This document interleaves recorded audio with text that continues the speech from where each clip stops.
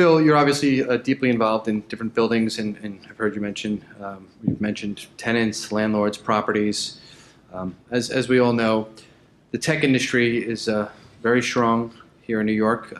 Number 2 growth, right behind financial services. And who knows, maybe one day it'll be number 1, continues to climb the ladder.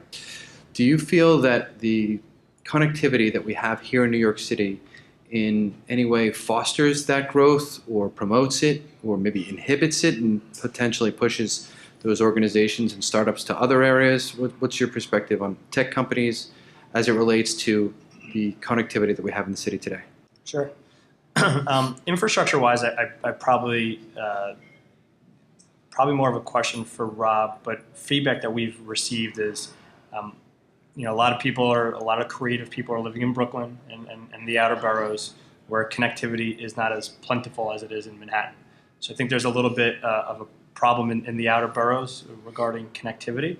I can't speak to what's in the street, but we do hear the complaints about the outer boroughs and the infrastructure that's in the streets. So Manhattan overall, obviously, with Sandy and Verizon coming down and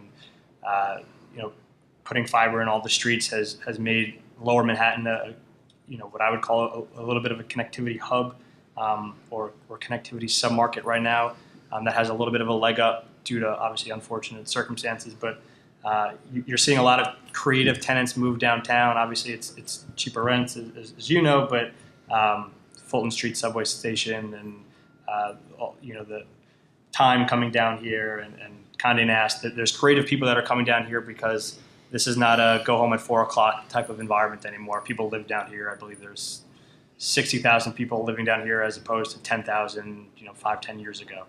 So people are living here now. They're playing down here.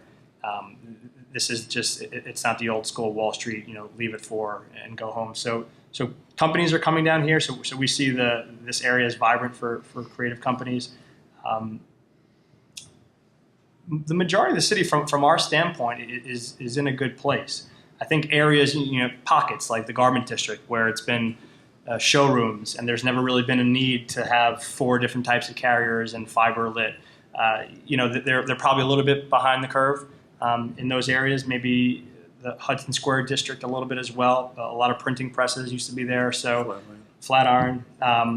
But again, the city's only so big, and there's only so many places for tenants to go. So they're starting to migrate to all these different pockets, and they're looking for a deal. So if you can't get the deal on Park Avenue South and you want to go closer to Penn Station, these buildings you're going to have to listen to what the market's telling them. So overall, from our standpoint, we think Manhattan's in a pretty good shape, more or less, but the boroughs could definitely use some work.